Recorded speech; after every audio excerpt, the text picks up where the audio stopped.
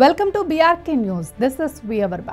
Gold lovers కి shock. 4 రోజుల్లో 5,500 పెరిగిన బంగారం ధరలు. గత 2 రోజులుగా భారీగా పెరిగిన బంగారం ధరల్లో ఎట్టకేలకు దేశీయ మార్కెట్లో తగ్గుముఖం పట్టింది. తాజాగా స్వల్పంగా రేట్లు తగ్గాయి. అయితే US ఫెడ్ చేస్తున్న కీలక ప్రకటనతో ఇంటర్నేషనల్ మార్కెట్లో బంగారం వెండి ధరలు ఒక్క రోజులోనే రికార్డ్ స్థాయిలో ఎగబాకాయి. దీనికి కారణాలు తెలుసుకుందాం పదండి.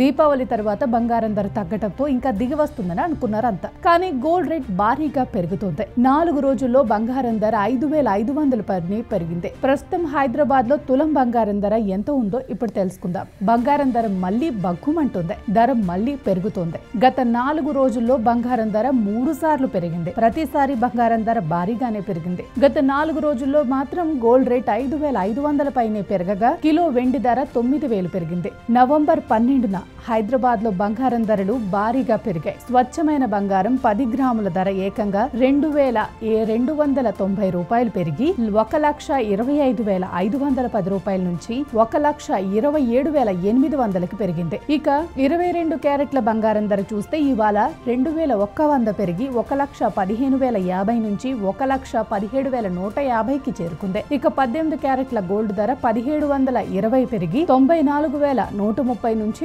95,850కి చేరుకుంది. గత 4 రోజుల్లో తులం బంగారం 5,500 పెరిగింది.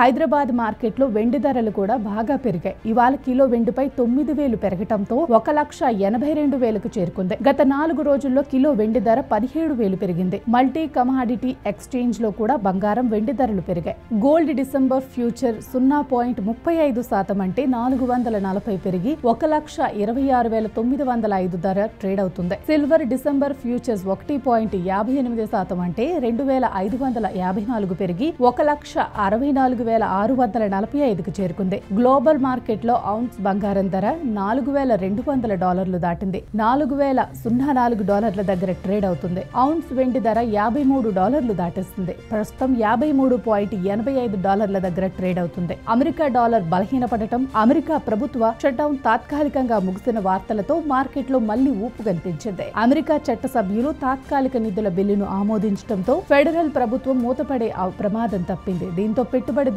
మళ్లీ గోల్డ్ పై ఆసక్తి చూపారు. అమెరికా ఆర్థిక గణాంకాల విడుదల ప్రారంభం కోసం పెట్టుబడిదారులు ఎదురు చూస్తున్నారు. ఈ షట్ డౌన్ అమెరికా చరిత్రలోనే అత్యంత పొడవైనది. అమెరికా అధ్యక్షుడు డొనాల్డ్ ట్రంప్ బుధవారం రాత్రి స్థానిక సమయంలో నిధుల బిల్లుపై సంతకం చేశారు. అక్టోబర్ 1న ప్రారంభమైన 43 రోజుల రికార్డ్ షట్ డౌన్ ముగిసింది. ఈ కాలంలో ప్రభుత్వ ఉద్యోగుల వేతనం లేకుండా ఉండగా విమానాశ్రయాల్లో ప్రయాణికులు ఇరుక్కుపోయారు. ఆహార బ్యాంకుల వద్ద పెద్ద క్యూలు ఏర్పడ్డాయి. రాబోయే ఆర్థిక గణాంకాలు డిసెంబర్లో అమెరికా ఫెడరల్ రిజర్వ్ వడ్డీ రేటు తగ్గించే అవకాశాలను బలపరచవచ్చని మార్కెట్ విశ్లేషకులు భావిస్తున్నారు. అమెరికా లేబర్ డిపార్ట్మెంట్ తన గణాంక సంస్థ ద్వారా నవంబర్ నెల ఉద్యోగ ద్రవ్యోల్బణ గణాంకాలను ప్రాధాన్యంగా విడుదల చేయాలని ఆర్థిక నిపుణులు తెలిపారు. ఇవి ఫెడ్ సభ్యులకు డిసెంబర్ పాలసీ సమావేశానికి ముందు తాజా సమాచారం అందిస్తాయి.